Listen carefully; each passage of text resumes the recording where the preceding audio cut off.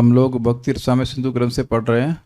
दक्षिण विभाग, द्वितीय विभाग, प्रथम लहरी विभाव नामक और श्लोक क्रमांक 9 से पढ़ेंगे। 7 और 8 में हमने पढ़ा था कि भक्ति रस को प्राप्त करने के साधन क्या हैं। पहला है भक्ति निर्धूत दोषाणाम, भक्ति के द्वारा जिसके हृदय के सारे दोष नष्ट हो गए, इसलिए जो प्रसन्न उज्ज्वल चेतसाम, प्रसन्न और उज्ज्वल चेतना से युक्त हैं, अर्थात जो जिनका चित्त ऐसा हो गया है जिसमें भगवान की हिलादनी शक्ति और संवित शक्ति का आविर्भाव हो सके, तभी रस की अनुभूति होगी। जो श्रीमद् भागवत में आसक्त हैं या भक्तों की संगत में आसक्त है, और रसिका रंग रंगणाम, अर्थात जो रसिक भक्तों के संग में रंगे हुए हैं। ये सब 1 2 3 4 साधन आ गए। फिर कह रहे हैं जीवनी भूत गोविंद पाद भक्ति सुखश्रियाम, उनका जीवन ही भगवान कृष्ण गोविंद के चरणों से प्राप्त होने वाले सुख का ऐश्वर्य है। जैसे आपने सुना है कि क्या कहते हैं उसका, उनका प्राण तो उनके धन में है। ये तो सुना होगा आपने, दमड़ी जाए पर चमड़ी ना जाए, सॉरी चमड़ी जाए पर दमड़ी ना जाए, मतलब उनका धन ही प्राण है। तो यहां धन क्या है? भगवान के चरणों में जो सेवा की जा रही उससे प्राप्त जो सुख है वही है धन, और उसी से वो जी रहे हैं, उसी धन से वो जी रहे हैं। क्लियर हुआ है ना शब्द? और फिर प्रेम अंतरंग भूतानि कृत्यानि एव अनुतिष्ठताम, प्रेम के जो अंतरंग भूत कृत्य हैं, जो मतलब अंतरंग गुह्य साधन है, श्रवण कीर्तन स्मरण आदि शुद्ध भक्ति के, उन्हीं का वे अनुष्ठान करते हैं। अब उनको वर्णाश्रम से कोई मतलब नहीं है। एक बड़ी इंटरेस्टिंग आपको इन्फॉर्मेशन देना चाहता हूं। जीव गोस्वामी जी भक्ति संदर्भ में बड़ी सुंदर बात समझाते हैं। वो कहते हैं कि नारद जी पिछले जन्म में वह गंधर्व थे। गंधर्व कौन से वर्ण या आश्रम में आते हैं? एक में भी नहीं। वो भगवान के लिए गाते थे। एक दिन गलती से गलत गा दिए तो अब वो उनको शाप मिल गया और दासी पुत्र बन गए। तो अब वहां पर भी बच्चा कौन से वर्ण आश्रम, मतलब ऑलमोस्ट आउटसाइड वर्ण आश्रम से कहना चाहिए। तो अब वहां पर भी वह वर्ण और आश्रम का पालन नहीं किए हैं। दासी पुत्र के रूप में, गंधर्व के रूप में तो कोई मतलब ही नहीं, भगवान का यश गा रहे थे, और दासी पुत्र के रूप में भी वर्ण आश्रम का कोई पालन नहीं किए हैं। वो केवल भक्ति करके ही भगवान का प्रेम प्राप्त कर ली। कोई विरोध नहीं ना, सबको समझ में आ रहा है ना बात? तो भगवान की भक्ति वर्णाश्रम पर निर्भर नहीं करती है। वर्णाश्रम उन लोगों के लिए है जिन लोगों के लिए वो है, अर्थात जिन लोगों की श्रद्धा भक्ति पे नहीं है वह वर्ण और आश्रम का पालन करें और धीरे धीरे करके हृदय शुद्ध करें। लेकिन जिसकी श्रद्धा भक्ति पे है उसे वर्ण आश्रम की कोई जरूरत नहीं। तावत कर्माणि कुर्वीता न निर्विद्येत यावत मत कथा श्रवणाद वा श्रद्धा यावन न जायते, तब तक व्यक्ति को वर्णाश्रम के कर्मों करना होता जब तक उसमें वो बोर नहीं हो जाता, निर्वेद नहीं हो जाता, या भगवान की कथा में रुचि ना हो जाए। अगर भगवान की कथा में रुचि होगी तो अब उसको वर्ण आश्रम से कोई मतलब नहीं है। वो उतना ही पालन करेगा, अगर करेगा भी तो जितना उसकी भक्ति के लिए सहायक है। तो खैर हम बात यहां पे कर रहे हैं कि अब भक्त जो ऐसी अवस्था में पहुंच गए हैं कि भगवान की भक्ति का सुख ही उनका धन है, उसी से वो जी रहे हैं। जिससे वो जी रहे हैं उसके अलावा और कोई कार्य क्यों करेंगे? I think it is very clear. ऐसा नहीं है कि भक्ति को करके सुखी हो रहे, ये बोला जा रहा है। उस भक्ति के सुख से ही वो जी रहे हैं, अन्यथा जी ही नहीं सकते। This not is it okay? जैसे लाइक कोई भी वर्ण, कोई भी आश्रम हो, सांस लिए बिना जिएगा? तो सांस लिए बिना तो नहीं जी सकते ना, ये बात है। तो इसलिए जैसे हम लोग सांस लिए बिना जी ही नहीं सकते हैं, तो शुद्ध भक्त जो भक्ति रस का अधिकारी है वह प्रेम के अंतरंग भूत, जो प्रेम की प्राप्ति के, प्रेम रस उत्पत्ति के साधन है, श्रवण कीर्तन स्मरण, उन्हीं को करने में लगा रहेगा। ये दोनों प्रकार के भक्त हो सकते हैं। वैध भाव से उत्पन्न हो सकता है, रागानुगी भी हो सकता है, but that's not a point. Point is कि भगवान की भक्ति एक क्षण के लिए भी नहीं छोड़ने वाले वो। They can't do that, just can't do that. एक बात हम आपको बताना चाह रहे थे, श्रील रूप गोस्वामी जी इसको पहले भी समझा चुके हैं कि जब तक भोग और मोक्ष की गंध, इच्छा की गंध भी होगी, मैं फिर से रिपीट कर रहा हूं, भुक्ति और मुक्ति की इच्छा की गंध भी होगी, तब तक भक्ति के रस का आस्वादन नहीं कर सकता। ये नहीं कह रहे कि भक्ति नहीं कर सकता, इसीलिए 7th में क्या बोला था, भक्ति निर्धूत दोषाणाम। दोष क्या है, भक्ति कर रहे हैं लेकिन उसके बदले में कोई भोग चाहिए। तो अगर भोग नहीं चाहिए, भोग की इच्छा ही नहीं है, मोक्ष की इच्छा ही नहीं है, तब भक्ति का वास्तविक सुख अनुभव कर सकता है। It is not discouraging, it is just how things are. एक बहुत सिंपल सी बात सोच लीजिए, आप खीर खाना चाहते हैं, उसमें थोड़ा सा मट्टी का तेल मिला दें, चल जाएगा? कितने लोग खाना चाहेंगे? और जो खाना चाहता है हाथ खड़ा करे, घर पे आए, हम आपको अलग से बना करके थोड़ा सा एक ड्रॉप मिट्टी का तेल डाल देंगे। तो आप देख रहे हैं कि मिट्टी की तेल की जरा सी भी गंध होगी तो खीर बिल्कुल अच्छी नहीं लगेगी। स्वीकार्य है? अब तो स्वीकार्य है ना, इससे कोई डिस्करेज होता है? नहीं, वो ध्यान देता है कि भाई मट्टी का तेल उसमें ना गिर जाए। ऑब्वियसली मट्टी का तेल गिराते नहीं, लेकिन मट्टी तेल की बदबू के द्वारा मैं समझाने का प्रयास कर रहा हूं। तो अगर व्यक्ति को नाम में रुचि नहीं प्राप्त हो रही इस समय, तो समझ लेना चाहिए कि हमारे हृदय में और इस दिल में क्या रखा है, मट्टी का तेल भरा रखा है ना। We have so many material desires, then how can I expect कि भक्ति रस मिल जाएगा? तो धैर्य पूर्वक भगवान का नाम जप करता रहेगा, भक्ति करता रहेगा हृदय को शुद्ध करने की इच्छा से, तो नाम के प्रभाव से सब कुछ समाप्त हो जाएगा। सॉरी, तो ये बात सबको समझ में आ गई। We are not suppose to be satisfied with our level of a consciousness. हम जिस चेतना पे हैं, कार्य तो हमें उसी पे करना पड़ेगा, इसमें संतुष्ट नहीं हो जाना है। क्योंकि अगर हमें असीमित सुख नहीं मिल रहा है अभी, मतलब ये चेतना बहुत दूषित है। तो मेहनत करनी है, और ऐसा भी नहीं कि आपको रात दिन मतलब पूरा छोड़ देना है खाना पीना, नहीं, बट अभी इतना एस्टिमेशन होना चाहिए कि अभी हमारा चित्त पूरी तरह से पवित्र नहीं हुआ है। वी कैन जस्ट इमेजिन कि मैं भक्ति में बहुत आगे बढ़ गया हूं। भक्ति में आगे बढ़ गए तो फिर असीमित सुख कहां है अभी? Is it all okay? प्रगति हुई है लेकिन अभी बहुत प्रगति बाकी है, तो that has to be accepted also, not to be discouraged. भाई मान लीजिए कोई कन्याकुमारी से चला है वृंदावन के लिए, तो अब वो पहुंच गया बॉम्बे तक, तो भी प्रगति हुई कि नहीं? लेकिन ऐसा तो नहीं कि वृंदावन पहुंच गया है, it will take some time और उसको चलते रहना पड़ेगा। देखिए इसलिए जरूरी है क्योंकि कभी कभी लोग कॉम्प्लेसेंसी में आ जाते हैं, अरे हम तो बहुत भक्ति कर रहे हैं। ना वो बात नहीं, अब कितना कर रहे हैं, कितने कर नहीं कर रहे हैं, कितना भी सुख का अनुभव कर पा रहे हैं भक्ति में, तो प्रगति करनी पड़ेगी नहीं, करनी है, I would say like that. तो ये सब हो गए साधन। अब जो चीजें इसकी सहायक हैं वो वर्णन किया जाएगा ना, मैं गलत तो नहीं बोलना चाहता हूं, let me just see the notes. सहायक, हाँ, सहायक जो हैं वो 9वें में वर्णन हो रहा है, और किस प्रकार से उत्पन्न होता है वह 11th में। एक मिनट रुक जाइएगा, गड़बड़ नहीं होना चाहिए।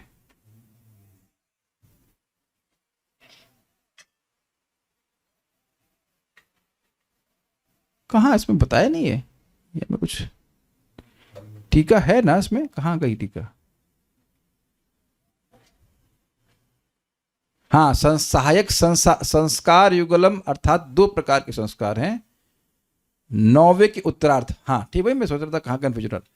9 में 9, ओके, अब वापस देखते हैं, हम लोग आ रहे हैं श्लोक क्रमांक 9 पर। तो देखिए 9 में पूरा नहीं, केवल ये जो है भक्तानाम हृदय राजंती संस्कार युगलोज्ज्वला, ये जो है ये है सहायक। और इसके बाद जो हो रहा है वो हो रहा है कैसे भक्ति का रस प्राप्त होता है। इज इट सबको समझ में आ रहा है बात? 7 और 8 में क्या वर्णन किया? साधन। और सहायक मतलब साधन नहीं है, जो सहायता करता है रस को प्राप्त करने में, तो वो हो गया संस्कार इस जन्म का और पिछले जन्म का।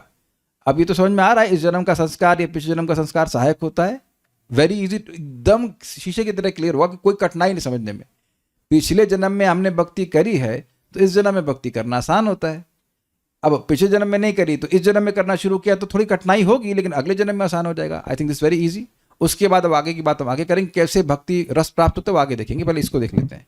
भक्तानां हृदि राजन्ति संस्कार युगलोज्ज्वला, भक्तानां भक्तानां हृदि राजन्ति संस्कारयुगलोज्ज्वला रतिरानन्दरूपैव नियमानातुरस्यताम् रतिरानन्दरूपैव नियमानातुरस्यताम् भक्तानां हृदि राजन्ति संस्कारयुगलोज्ज्वला भक्तानां हृदि राजन्ति संस्कारयुगलोज्ज्वला रतिरानन्दरूपैव नियमानातुरस्यताम् रतिरानन्दरूपैव नियमानातुरस्यताम् भक्तानां हृदि राजन्ति संस्कारयुगलोज्ज्वला भक्तानां हृदि राजन्ति संस्कारयुगलोज्ज्वला रतिरानन्दरूपैव नियमानातुरस्यताम् रतिरानन्दरूपैव नियमानातुरस्यताम् भक्तानां हृदि राजन्ति संस्कारयुगलोज्ज्वला भक्तानां हृदि राजन्ति संस्कारयुगलोज्ज्वला रतिरानन्दरूपैव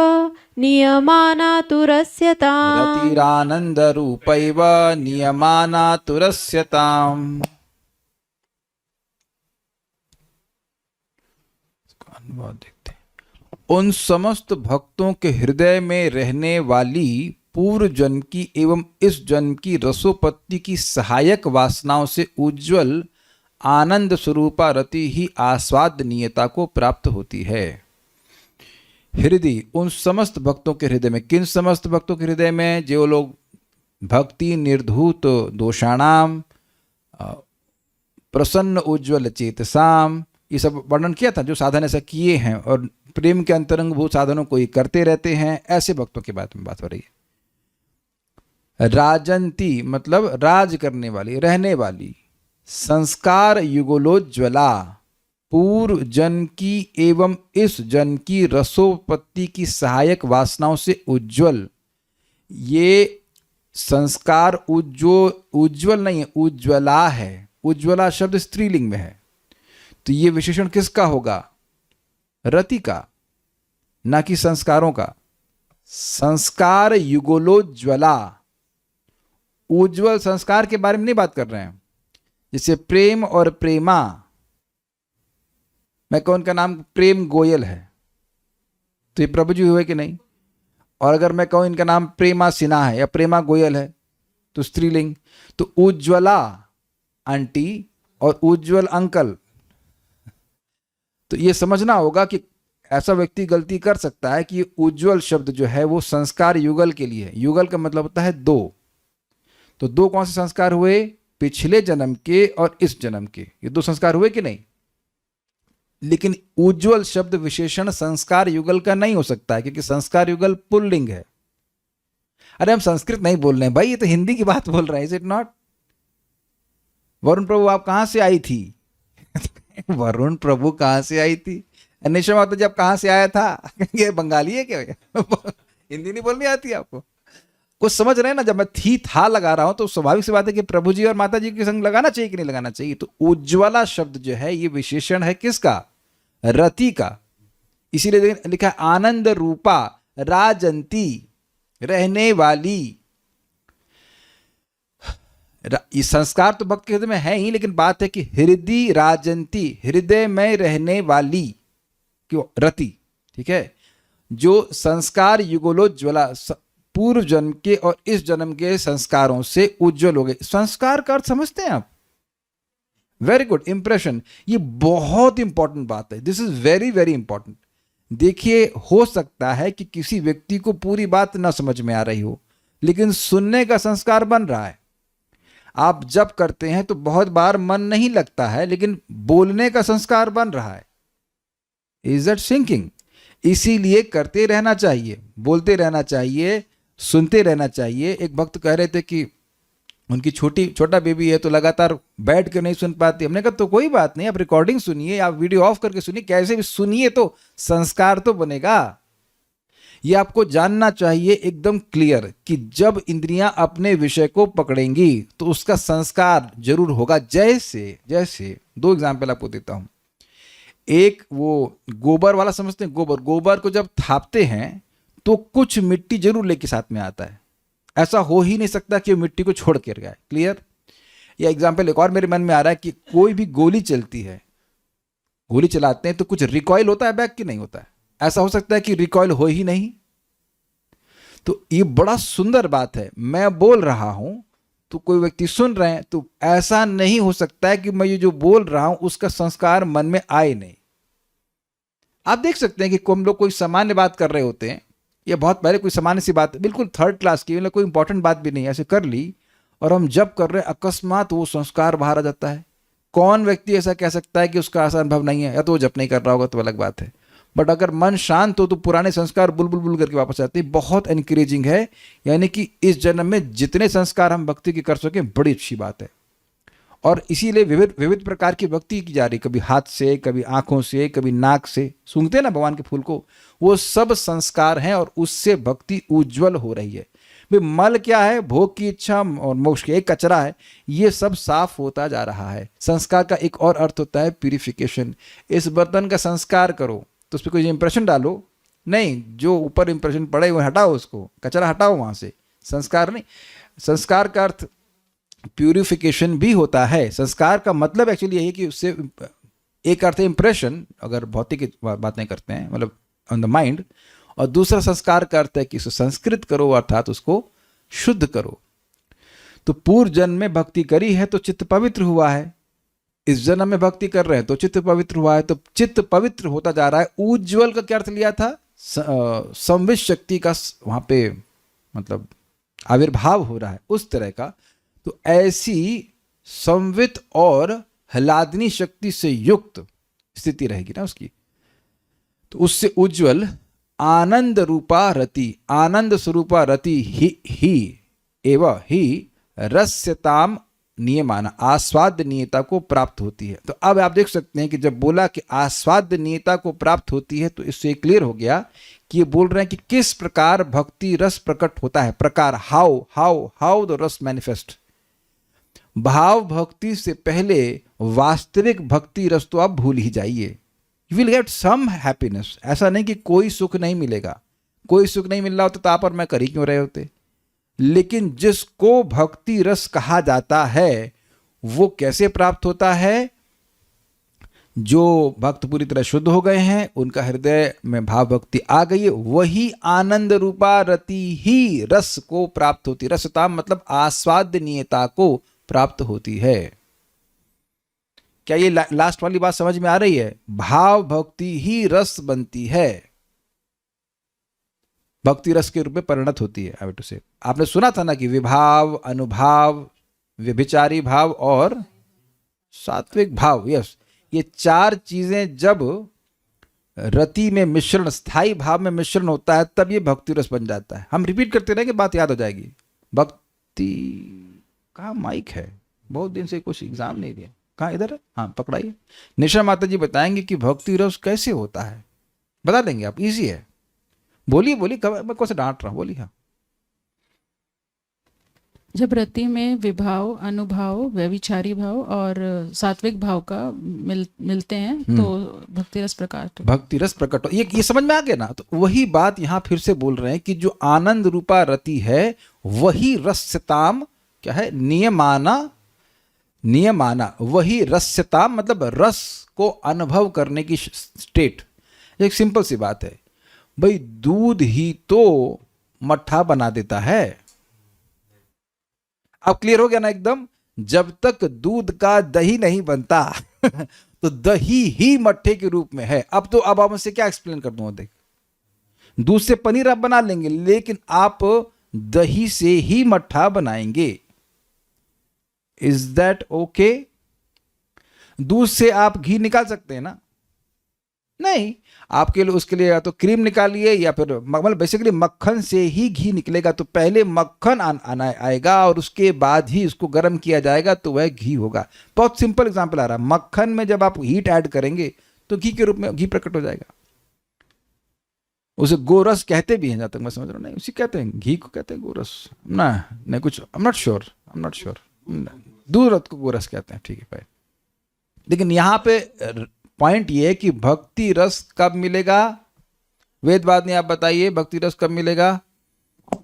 जब स्थायी भाव में विभाव, अनुभाव, व्यभिचारी भाव और सात्विक भाव मिल जाएंगे और श्रवण हाँ, तो के साथ। पॉइंट, अच्छा बात बोली, पॉइंट है कि भाव भक्ति ही भक्ति रस को प्रकट कर सकती है, अन्यथा और उससे कोई भी जो नीचे भक्ति होगी वह सुखमय होगी, वह सुख देगी, इंक्रीजिंग हायर सुख देती जाएगी, लेकिन भक्ति रस, जिसे भक्ति रस कहा जाता है, वह तभी होगा जब भाव भक्ति हो जाएगा। I think this will be very very clear now. ठीक है, श्लोक देखते हैं। भक्तानाम हृदय राजंती संस्कार युगलोज्ज्वला, जो भक्तों के हृदय में विराजमान होती है। ना दिस इंटरेस्टिंग, राजंती शब्द से राज्य आ रहा है, राजंती मतलब भक्त के हृदय में किसका राज्य है? भाव भक्ति का ही राज्य है।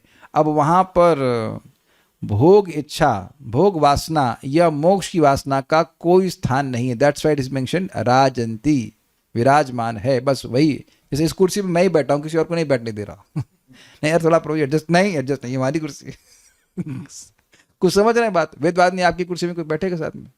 बोलो नहीं, नहीं बोलने से समझ में आएगा कि मैं क्या कहना चाहता हूँ। जैसे जो आप लोग आसन 2x2 का घेरे हुए हैं, बच्चे लोग 1.5x1.5, तो उसमें कोई आएगा? किसी गोदी में नहीं बिठाना चाहते हम।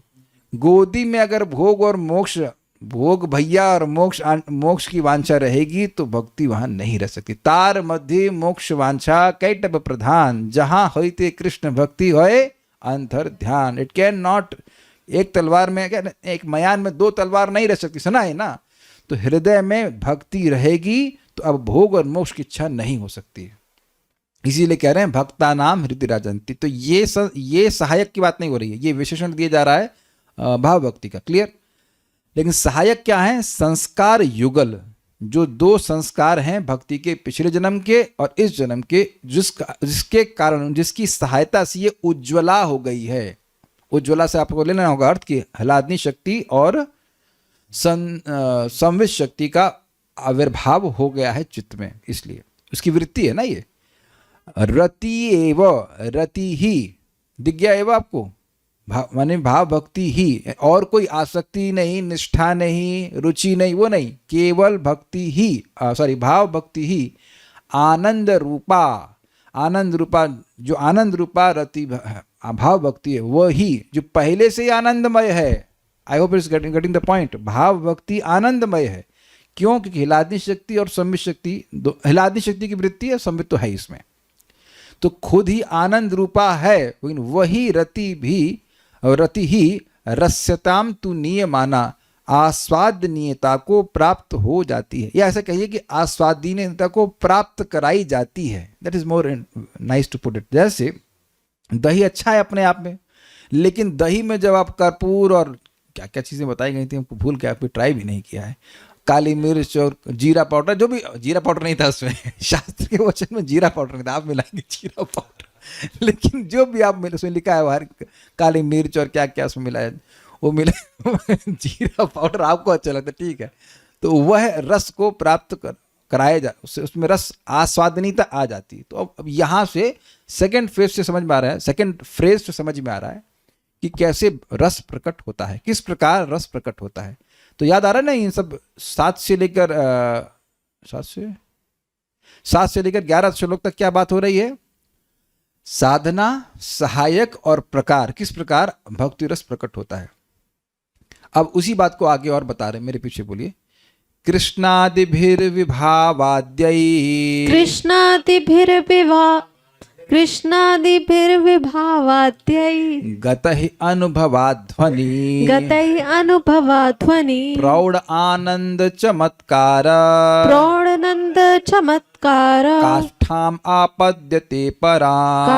परां कृष्णादिभिर्विभावाद्यैः गतहि अनुभवाध्वनि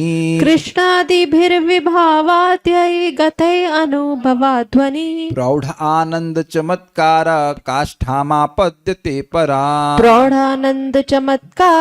काष्ठामापद्यते परां कृष्णादिभिर्विभावाद्यै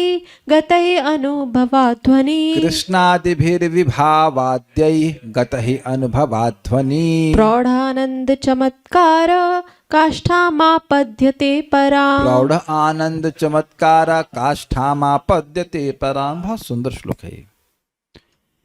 अनुभव वेद्य वेद्य मतलब जिसको जाना जा सके और जिसका ज्ञान हो सके, और अनुभव मतलब एक्सपीरियंस, यानी जिसको केवल एक्सपीरियंस से ही जाना जाए, not dependent on anything, theory से नहीं, केवल अनुभव से ही जाना जा सके, उसे कहेंगे अनुभव वेद्य श्री कृष्ण आदि विभावों की सहायता से। क्या मतलब है भाई? विभाव आदि की डेफिनेशन तो आप जरूर सुनेंगे शास्त्र में, लेकिन वो है क्या, वो अनुभव से ही समझ में आएगा। Is that okay?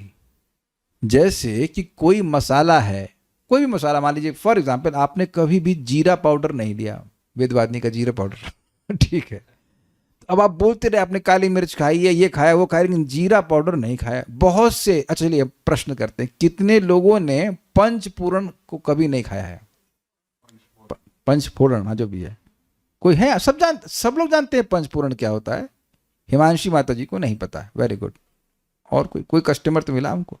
आप लोग इतने एडवांस्ड हैं, आप लोग सब जानते हैं पंचपूर्ण। रंजना माता जी को नहीं पता, ओके।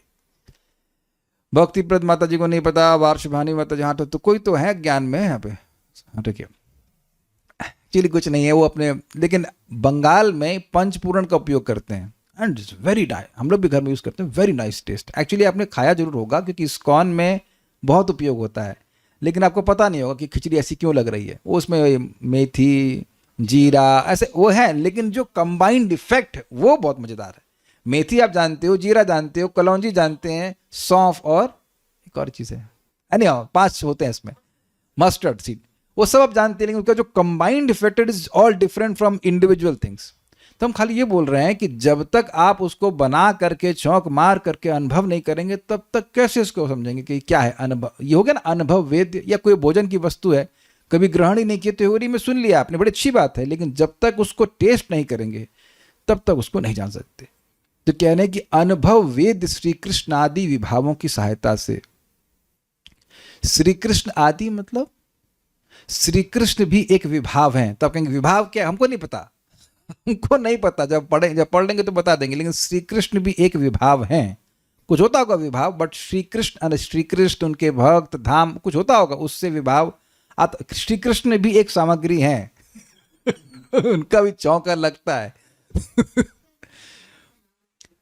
विभाव का नाम नहीं है, सही कह रही हैं आप, विभाव का नाम ही है। मतलब विभाव कुछ होता होगा और उसमें श्री कृष्ण भी आते हैं। श्री कृष्ण को देखा तो ऐसा लगा, ऐसा हुआ, ऐसा होता होगा। I don't want to speculate, but जो शब्द है मैं उसको समझा रहा हूँ। विभाव आ जाएगा, घबराई मत, परसों तक आ जाएगा विभाव पहुंच जाएगा वहां तक। लेकिन अभी समझ लीजिए कि श्री कृष्ण आदि मतलब श्री कृष्ण भी हो सकता है, भगवान का धाम भी हो सकता है। जैसे एक, अभी मैं आई वांट टू स्पेकुलेट कि क्या होता है, बट इम्पेटस समझते हैं, impetus Prerna, something of that sort. अब कह रहे हैं श्री कृष्ण कथा, नहीं भाई, श्री कृष्ण उनके भक्त, उनका धाम, उनका विग्रह, it can be anything connected with Krishna. Let us बस इतना समझ लीजिए कि श्री कृष्ण भी एक विभाव हैं।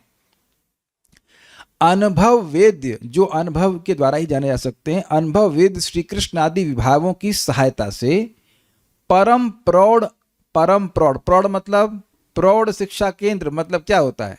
5 साल के बच्चे जाते हैं वहां पर। बूढ़े मतलब बड़े बढ़ा हुआ। प्रौढ़ मतलब होता है जो वर्धमान है, वृद्ध वर्धमान, उस अर्थ में आ रहा है। परम बढ़े हुए कहना चाहिए। परम प्रौढ़ आनंद की चमत्कारिक सीमा अर्थात प्रेम अवस्था को आपद्यते अर्थात प्राप्त होती। भाई यह हद है। ऑलरेडी मोक्ष को छोटा कर देने वाला सुख है भाव भक्ति में। अब उसमें विभाव आदि मिल गए तो वो और हाई चला गया। तो कहीं भाई ये क्या है? यही तो गेम है। देखिए मैंने पहले भी समझाया था कि इन्फिनिटी में कोई सीमा नहीं होती है, इट इज एवर इंक्रीजिंग। जैसे ही आपने सीमा लगा दी तो इनफाइनाइट नहीं है। स्वीकार है? इसलिए इनको एडजस्ट करते हुए चलिएगा कि ये प्रेम है और उससे भी हायर स्टेजेस होंगे, उसमें और अधिक सुख होगा। आज तो मुझे जब करते थोड़ा डर लग रहा था, ये मिल गया तो हम झेल पाएंगे, मतलब विल बी तो दिस इज टू मच। नहीं पता नहीं बाकी लोगों को क्या लगा, am I ready? Obviously I am not ready for this things. इसीलिए भगवान थोड़ा होल्ड कर, रुक जाओ भाई, पात्रता लाओ थोड़ा।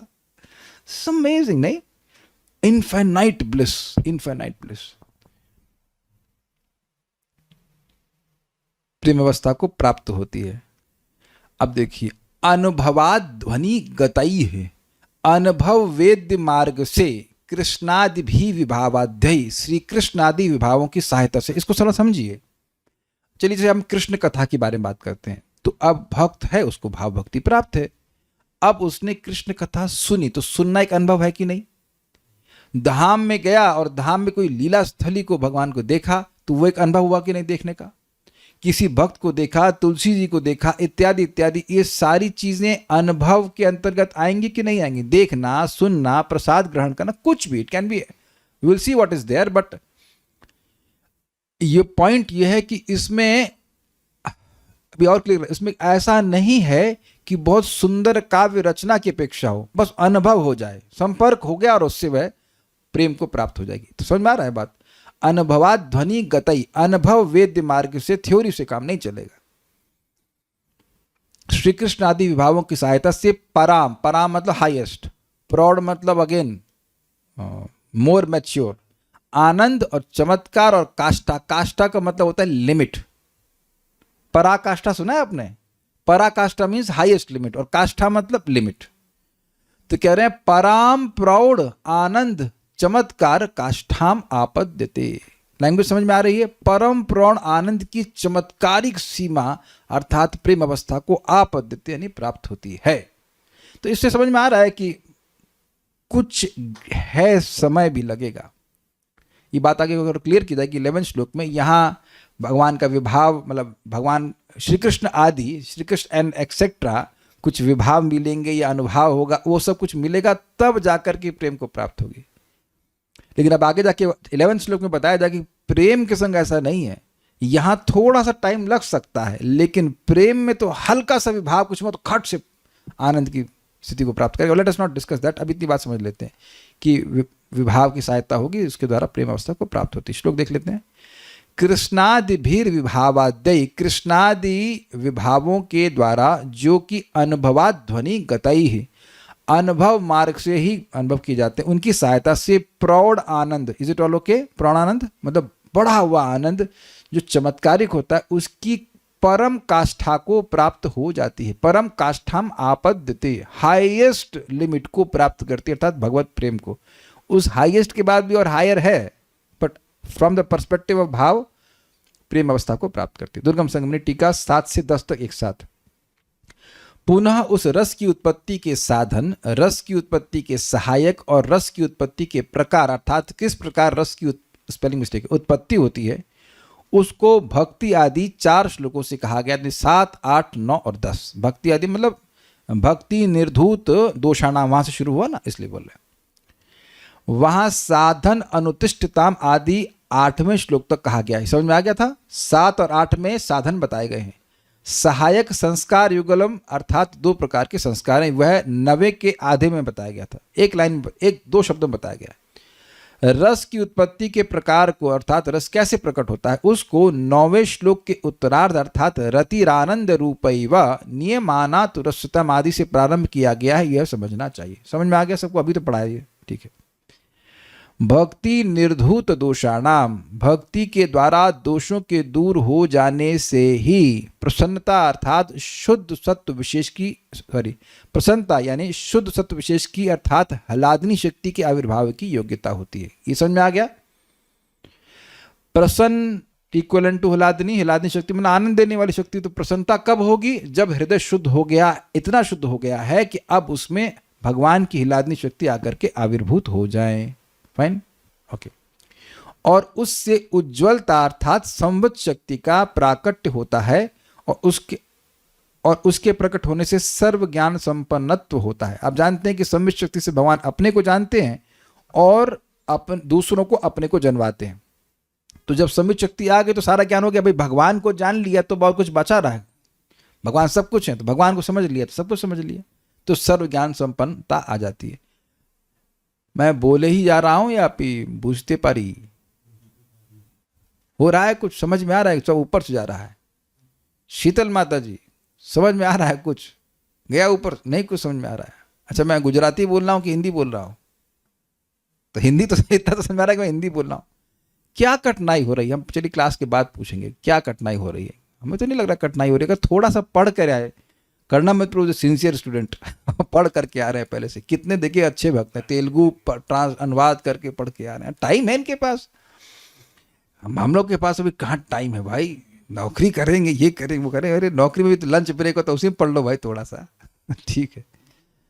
अनुभवात ध्वनि गतई ही, देखिए मैं आपको बता रहा हूँ, ये हम जब केमिस्ट्री वगैरह क्लास में जाते थे ऐसे चले जाते थे बिना कुछ रिवाइज की, तो सब ऊपर से कहाँ जाना, कहाँ है कि केमिकल रिएक्शन किधर जा रहे हैं, कुछ नहीं समझ में आता था। If you really want to relish you should at least give it a revision, खाली पढ़ लेंगे तो समझ में आ जाएगी बात। अनुभवात ध्वनि गतई, अनुभव के मार्ग से प्राप्त, ऐसा कहा गया है, अर्थात लौकिक रस की तरह यहां सत कवि रचना की अपेक्षा नहीं है, यह भाव है। ये बड़ा इंटरेस्टिंग है। देखिए इस जगत में कोई गाना है फॉर एग्जाम्पल, अब वो अगर ठीक से रचना ना हो उसमें तो मजा नहीं आता है कि नहीं।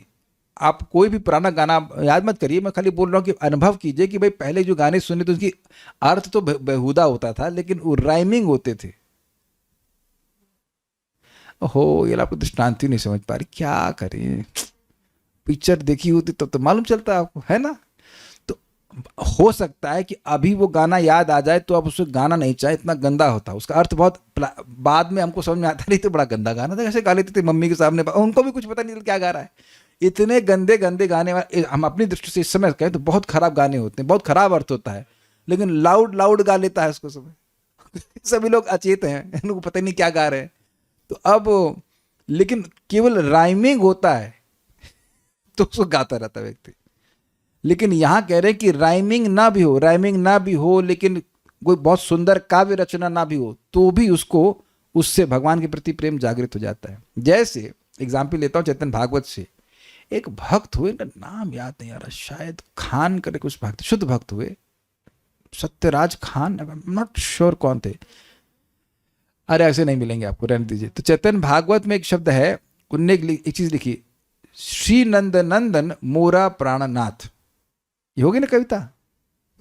ये कविता तो हुई नहीं, श्री नंद नंदन मोरा प्राणनाथ इतना लिख दिए तो महाप्रभु का तुमने मुझे खरीद लिया है, अल्लाह, इतना लाइन बोल दिए, श्री नंद नंदन मोरा प्राणनाथ। कुछ फील हुआ आपको? कुछ भी नहीं हुआ, लेकिन वो सुनकर महाप्रभु कहने इसने मुझे खरीद लिया है। अब आप देख रहे हैं कि ये अनुभव वेद हुआ ना, जिसके हृदय में भक्ति है वो समझ पाएगा, बाकी कोई ऐसे कोई स्पेशल कोई काव्य तो नहीं लग रहा है इसमें। एक और आपको श्लोक सुनूंगा, प्रसिद्ध है, अई दीन दयाद्र नाथ मथुरा नाथ करके एक श्लोक है जो श्रीपाद माधवेंद्रपुरी बोला करते थे, उसको चेतन महाप्रभु बोलते थे जब वह भगवान जगन्नाथ को देखते थे रथ यात्रा के समय। तो उसमें बताया गया है कि रूप गोस्वामी, आई मे बी रॉन्ग बट रूप गोस्वामी, माधवेंद्रपुरी और रघुनाथ शिला चेतन महाप्रभु के अलावा कोई उसको आस्वादन नहीं कर पाए। आई मे बी रॉन्ग, या तो रूप गोस्वामी या सनातन गोस्वामी कोई थे, लेकिन अब श्लोक आप भी जान रहे हैं, आई दीन दयाद्रनाथ से करके श्लोक है, लेकिन उसका आस्वादन कौन करेगा? जो भक्ति से युक्त हो, ये बात है। तो हम लोग अब पढ़ सकते हैं, सब कुछ कर सकते हैं, लेकिन वो जो भक्त, जो उसका रस का आस्वादन है वो अनुभव वेद्य है, ना कि काव्य रचना के अंतर्गत। क्या मैं कुछ समझा पाया? कोई इस जगत में कोई शब्द होता है तो वो उसकी काव्य रचना होती है, हम ऑब्वियसली फिल्मी गाना नहीं बोलने वाले हैं, तो कोई काव्य रचना होती है, उसको सुनकर कुछ रस मिलता है, वो लौकिक रस होता है, लेकिन वहां पर ऑब्वियसली कुछ वो है, उसमें काव्य भी है, लेकिन काव्य का रस नहीं है, वो जो अनुभव है, वो जो फीलिंग आ रही है वो अनुभव कर पा रहा है, अनुभव गम है, एग्जैक्टली, उसमें काव्य का कोई मतलब नहीं है, ये बात है।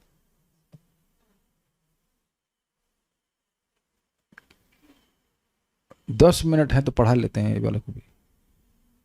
अब यहां आप थोड़ा भेद दिखा रहे हैं कि देखिए यहां तो ये सब हुआ, भक्ति थोड़ा सा कुछ चीजों से मिली और कुछ समय के बाद भक्ति रस प्राप्त हुआ, लेकिन कह रहे हैं कि प्रेम अवस्था को प्राप्त करे तो थोड़ा सा भी ये विभाव मिल जाता है तो भयंकर सुख मिलता, सॉरी नॉट भयंकर, अति सुख प्राप्त हो जाता है।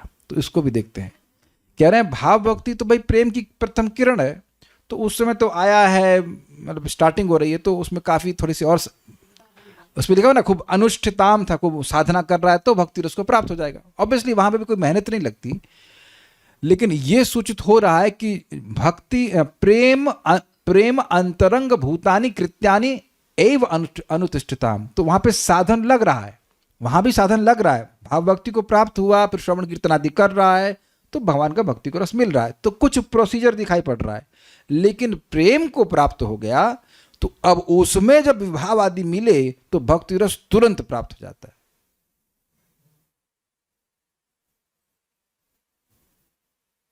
कुछ भेद समझ पा रहे हैं?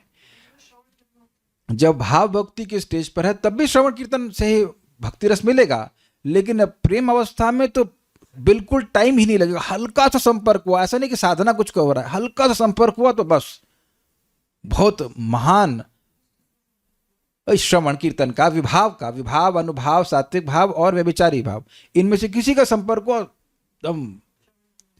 भाई इसको आप समझ सकते हैं, कुछ लोगों को थोड़ा डांट दीजिए तो कुछ होता नहीं, कुछ लोगों को हल्का सा बोल दीजिए बस करके वो एक्सप्लोड कर जाते हैं, तो दोनों के गुस्सा आने में टाइम लगा ना। कुछ लोगों को तो खूब डांटेंगे, चीखेंगे, चिल्लाएंगे, तब जाके थोड़ा गुस्सा अच्छा लेकिन कुछ लोग इतने क्या कहते हैं टची समझते, टची है कि हल्का सा बस आपने बोला नहीं कि करके एकदम तोप चलाने लगते हैं। तो वो मतलब क्या है कि प्रेम, आई वुड से इंग्लिश में कहूंगा कि प्रेम इज मोर वोलाटाइल। समझते हैं वोलाटाइल, ज्वलनशील समझते हैं। आप देख रहे हैं कि ज्वलनशीलता के भी अलग अलग लेवल होता है। आप जानते हैं कि डीजल में ऐसे माचिस मारेंगे तो नहीं जलेगा, वो उसे कंप्रेशन कुछ करना पड़ेगा, साधन लगाएंगे तब जलेगा। ये पता है, किसी को समझ में आ रहा है? प्रियंका माता जी को जरूर समझ में आ रहा है ना? प्रियंका अवस्थी माता जी, चलो केमिकल इंजीनियरिंग कही तो काम आई। राहुल राजपुर समझ में आ रहा है आपको? डीजल को ऐसे रख देंगे कभी जलेगा नहीं, लेकिन पेट्रोल अधिक ज्वलनशील हुआ कि नहीं, हल्का सा माचिस मारेंगे जल जाएगा। भाई ये सब करना मत, हम खाली एग्जाम्पल दे रहे हैं आपको। डीजल ऐसे नहीं, डीजल से खाना पका लेंगे, नहीं कर सकते। तो ये दोनों ही ज्वलनशील हैं, बट उधर थोड़ा सा कुछ कंप्रेशन रेशियो है, कुछ भी होता है, मतलब कुछ लगाना पड़ता है सिस्टम, तब जाके वो डीजल में आग लगती है। लेकिन हम पेट्रोल में कुछ नहीं, जरा सा माचिस मारेंगे तो आग पकड़ लेगा। ये समझाने का प्रयास कर रहा हूं कि ज्वलनशीलता का अंतर है। ये श्लोक भी देख लीजिए, फिर पढ़ते हैं आगे। किंतु प्रेमा विभावाद्य ही स्वल्पैर्नीतोप्यणीयसीम्, किन्तु प्रेमा विभावाद्यै स्वल्पैर्नीतोप्यणीयसीम्, विभावनाद्यवस्थां तु सद्य आस्वाद्यतां व्रजे। विभावनाद्यवस्थां तु सद्य आस्वाद्यतां व्रजे। पढ़ लेते हैं आगे, ठीक है।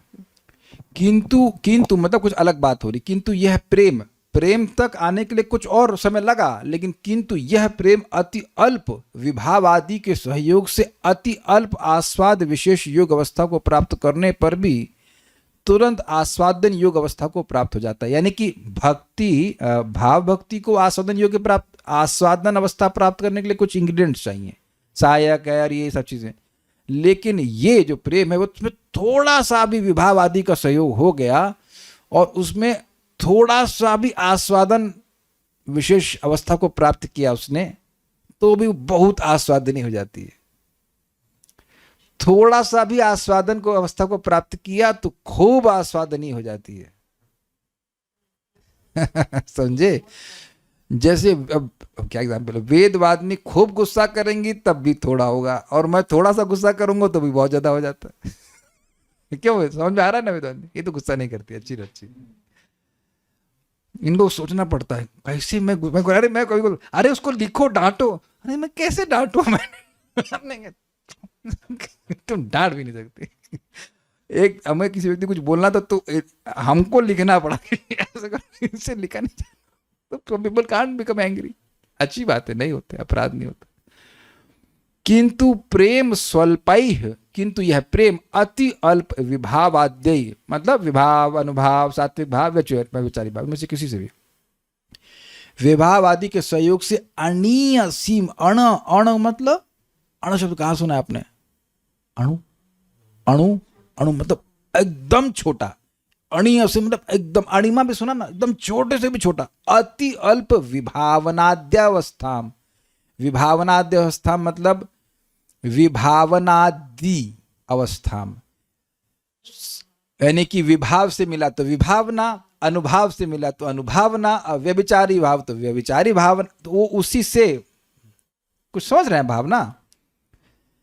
तो भगवान का प्रेम में विभाव मिल गया तो विभावना अवस्था हो जाएगी, अगर उसमें सात्विक भाव मिल गया तो सात्विक भावना, ऐसा ही समझ में आ रहा है। तो आदि समझ लो ना कि इनमें से डिपेंडिंग कि वो किससे मिला हुआ है। अगर आपने फॉर एग्जाम्पल दही राइस में जीरा मिला है तो क्या हुआ, जीरा राइस, और अगर कड़ी पत्ता मिला है तो कड़ी पत्ता वाला राइस। तो वो कड़ी पत्ता वाला एक अवस्था हुई कि नहीं हुई? हमसे खाना बनवा ही लेंगे समझ में आ रहा है राहुल राजपुर? आपको तो आ रहा होगा, रहस्य खाना वाना बनाने में जानते हैं आप, है ना। उसको और कोई तड़का मार दी तो वो तड़के के हिसाब से कुछ तड़के की वाली अवस्था होगी ना। उसी तो कह रहे हैं कि विभावना आदि अवस्था को नीतः अपि प्राप्त करने पर भी, आस्वाद विशेष योग अवस्था को प्राप्त करने पर भी, सद्य आस्वाद्यताम व्रजित, तुरंत आस्वादन योग अवस्था को प्राप्त हो जाता है, मतलब तुरंत बहुत रिलेशेबल हो जाता है। दुर्गम संगम टीका। यह श्लोक प्रेम के वैशिष्ट का वर्णन करता है, अर्थात क्या है प्रेम की विशेषता, प्रेम और भाव में अंतर क्या है।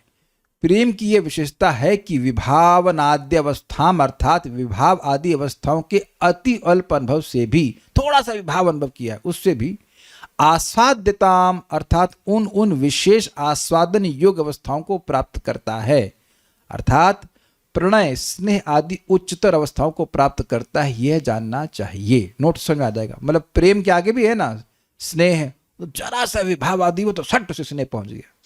आपको याद होना चाहिए कि भाव, प्रेम, प्रणय, स्नेह ये सब एक साथ विद्यमान रहता है, डिपेंडिंग कि आप कौन से स्टेज पे हैं। अभी नोट से क्लियर हो जाएगा। देखिए, रति तीव्रता में बढ़ते हुए प्रेम बन जाती है तो उसमें कुछ प्रोसीजर है, थोड़ा समय लगेगा।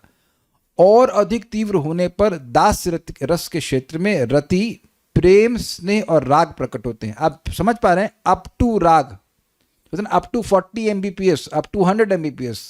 तो अगर आपका प्लान दास्य रस का है आपने दास्य रस का प्लान सब्सक्राइब किया है, then you can go up to राग, स्नेह, प्रेम। अच्छा, थोड़ा समझिए बात, थोड़ा समझिए। एक प्रकार का मान लीजिए कोई विभाव है तो वह प्रेम को स्नेह तक लेके जाएगा, लेकिन अब दूसरी प्रकार कुछ इंग्रेडिएंट होगा तो उसको राग तक लेके जाएगा। आपको पता होगा, मैं फिर रिपीट करा रहा हूं, रति, प्रेम, स्नेह और राग ये एक साथ दास रस के भक्त में विद्यमान रहते हैं। वो डिपेंडिंग कि क्या चीज आएगी, इनपुट बाहर से क्या आएगा वो प्रकट होगा। क्या मैं समझा पाया? I would be very happy if you understood this point. हमने सुना था कि भाव, प्रेम, स्नेह, राग, अनुराग जो कुछ भी है वो एक साथ रहते हैं, जैसे हम लोग के हृदय में काम, क्रोध, लोभ, मोह, मद, मात्सर्य होता है। तो अब कभी खाने की चीज बढ़िया मिल गई तो लोभ होता है कि और कुछ मिल जाए या धन मिल जाए। तो आप ये तो समझ लेना बिल्कुल कि किसी का नष्ट हो गया है लोभ, काम, क्रोध।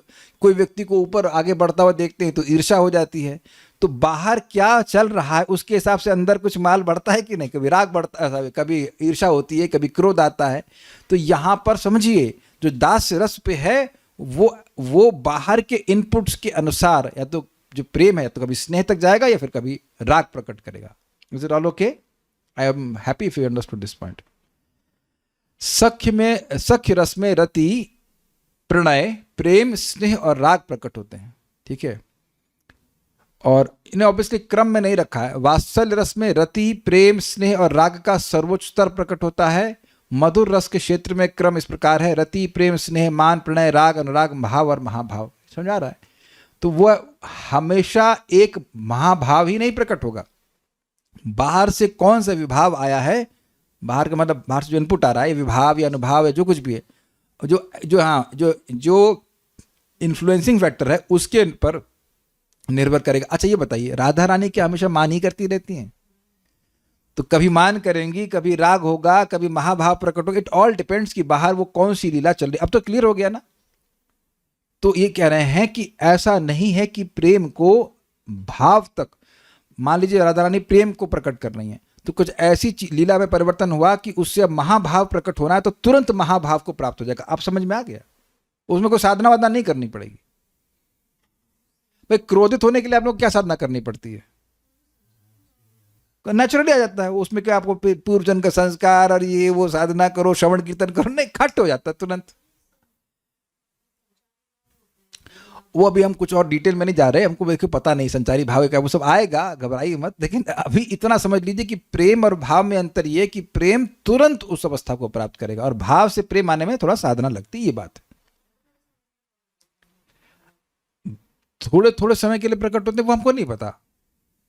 I don't know, obviously multiple options आते हैं, जितने समय तक रहना होगा रहेगा। ये वही क्रोध वाला पॉइंट पकड़ लीजिए, हमेशा तो व्यक्ति क्रोध में नहीं रहता है, कभी क्रोध आता है, कभी कुछ आता है, ऐसे करके। यह सब रति के ही उत्कर्ष रूप हैं, अर्थात रति, प्रेम और स्नेह। जो अभी नोट दिया गया है, मैं उससे पूरी तरह से कन्विंस नहीं हूं, क्योंकि कुछ जो ओरिजिनल नोट था उसमें कुछ पॉइंट छोड़ दिए गए थे, तो विल ऑब्वियसली कम फॉरवर्ड, जब शास्त्र में आएगा उसके हिसाब से हम लोग देख लेंगे, बट ऐसा ही कुछ है। अगर किसी को चेतन चरितामृत मिल जाएगा तो मैं बताऊंगा। मैंने वहां भी पढ़ा था कि कौन सा रस कहाँ तक जाता है, अभी मेरे को याद नहीं है, मैं ढूंढने का प्रयास किया, मिल नहीं पाया, बट एक अंदाज ले लीजिएगा, there can be some corrections into this. यह सब रति के ही उत्कर्ष रूप हैं। यदि भक्त केवल प्रेम प्राप्त करता है तो वह प्रेम विभाव आदि से संयुक्त हो जाता है, और ऐसा होता है। ऐसा होता है मतलब प्रेम बन गया स्नेह, प्रेम बन गया मान, it can go in all the directions. अणीयसम अपि, इस प्रकार श्लोक में योजना होनी चाहिए। मतलब कह रहे हैं अपि अणीयसम लिखा है, अपि अणीयसम अपि होना चाहिए। यहाँ पे श्लोक में लिखा है ना ये अप्य अणीयसीम, लेकिन वो कह रहे हैं कि अणीयसम अपि होना चाहिए। Not much to speak on this, will stop here. कोई प्रश्न क्या कुछ है किसी बात का? घी चक्कर मिला रहे हैं। ये प्रेम के बाद की अवस्था बताई जा रही है, तो ऐसा क्यों बोल रहे हैं कि प्रेम को प्राप्त होगा? भाव प्रेम को प्राप्त होगा, उसके बाद जो प्रेम मिल गया तो फिर किसी भी अवस्था को प्राप्त हो सकता है। ऐसी अवस्था हमने भागवतम में उद्धव जी में देखा था। हाँ ठीक है, सुना था देखा तो अभी टाइम लगेगा, देखने में टाइम लगेगा ना। Will stop here. श्री भक्ति स्वामी सिंधु की जय, श्रील प्रभुपाद की जय, निताई गौर प्रेमानंदे। विभाव अनुभाव प्रेम की बात का है। अरे नहीं भाई, आपको समझ में नहीं आ रहा तो कोई बात नहीं, भूख लग रही है आपको, हमको भी